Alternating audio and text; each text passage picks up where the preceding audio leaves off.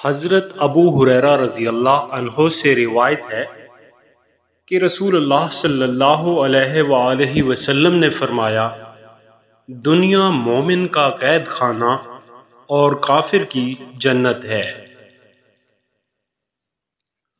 آپ صلی اللہ علیہ وآلہ وسلم فرماتے تھے کہ اگر کسی شخص کے دروازے پر نہر جاری ہو اور وہ روزانہ اس میں 5 دفعہ نہائے تو تمہارا کیا گمان ہے، کیا اس کے بدن پر کچھ بھی میل باقی رہ سکتا ہے؟ صحابہ کرام نے عرض کی کہ نہیں یا رسول اللہ، ہرگز نہیں۔ آپ صلی اللہ علیہ وآلہ وسلم نے فرمایا کہ یہی حال 5 وقت کی نمازوں کا ہے کہ اللہ پاک ان کے ذریعہ سے گناہوں کو مٹا دیتا ہے۔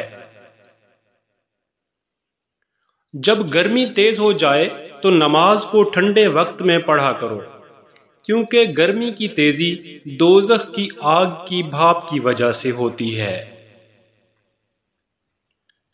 رسول اللہ صلی اللہ علیہ وآلہ وسلم نے فرمایا، جس کی نماز عصر چھوٹ گئی گویا اس کا گھر اور مال سب لٹ گیا۔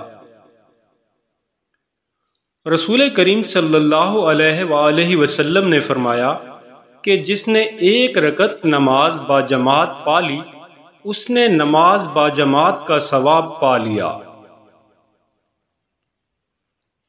رسول اللہ صلی اللہ علیہ وآلہ وسلم سفر میں ظہر اور عصر کی نماز ایک ساتھ ملا کر پڑھتے، اسی طرح مغرب اور عشاء کی بھی ایک ساتھ ملا کر پڑھتے تھے۔ رسول اللہ صلی اللہ علیہ وآلہ وسلم نے فرمایا کہ میری اس مسجد یعنی مسجد نبوی میں نماز پڑھنا مسجد حرام کے سوا تمام مسجدوں میں نماز سے 1000 درجہ زیادہ افضل ہے۔ نبی کریم صلی اللہ علیہ وآلہ وسلم نے فرمایا کہ میرے گھر اور میرے ممبر کے درمیان کی زمین جنت کے باغوں میں سے ایک باغ ہے، اور میرا ممبر قیامت کے دن میرے حوض پر ہوگا۔